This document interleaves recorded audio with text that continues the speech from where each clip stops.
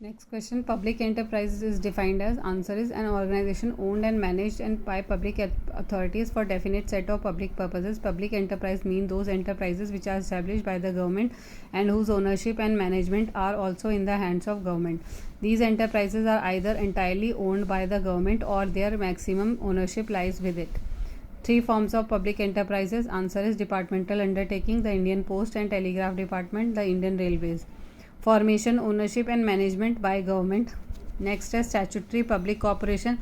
These are established under a special act of the parliament, state legislature. These corporations are fully owned by government but they have the rights to get loan from the public.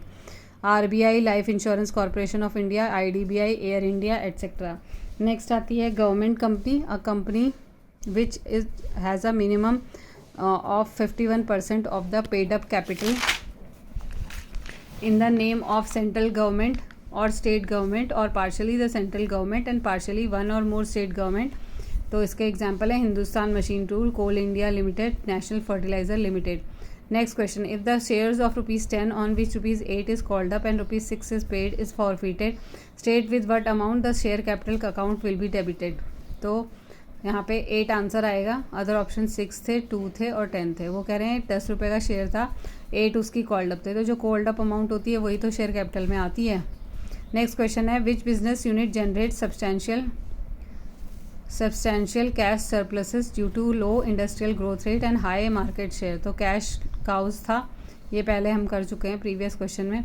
Next question है which of the following will not affect the fund flow statement. Answer है purchase of personal computer. Other option थे sale of machinery, ये affect करेगा. Redemption of debentures at premium, ये भी affect करेगा. Depreciation provided on plant and machinery, ये भी affect करेगा.